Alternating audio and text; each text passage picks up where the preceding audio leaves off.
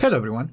In this video, we're going to get a first look at the new Paint app for Windows 11. The new app is available through the Microsoft Store and it is the same classic app but with a modern interface with rendered corners, semi-transparent elements, and other tweaks that follow the design of Windows 11.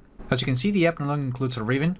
Instead, there is a new single view for all the commands. The newly simplified toolbar includes new icon designs and rendered corners for the color palette. And there is a new drop-down menu for tools for brushes, stroke sizes, and for the flip and rotate features. Aside from the interface update, there is not much new about this app. However, the option to insert text has been updated with a new toolbox that also includes a modern design, as you can see right here. So you can select the font family,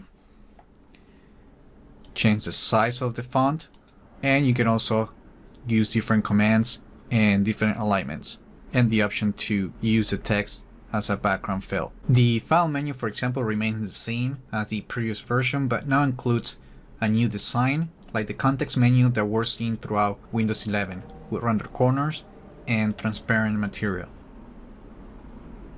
There is a setting option, but that only takes you to the About page for Microsoft Paint. Also, there is the View menu, and here's where you can find the options to enable the ruler or use the grid lines, or to show or hide the status bar.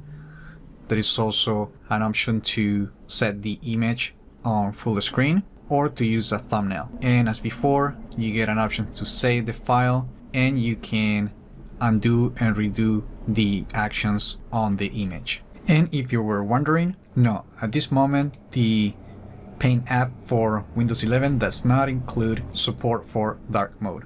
As you can see, we just switched to the dark mode and we still have the same light theme on the Paint app, even if we restart the application.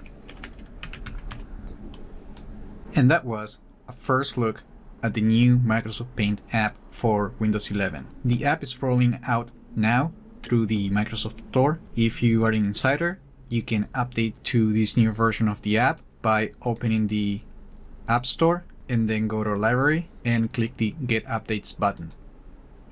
If the update is still not available, just come back and check later, and when available, it will download and install on your computer. Remember to like the video, leave your comments, subscribe to the channel if you haven't done that yet, and I just hope this video was informative for you, and I would like to thank you for viewing.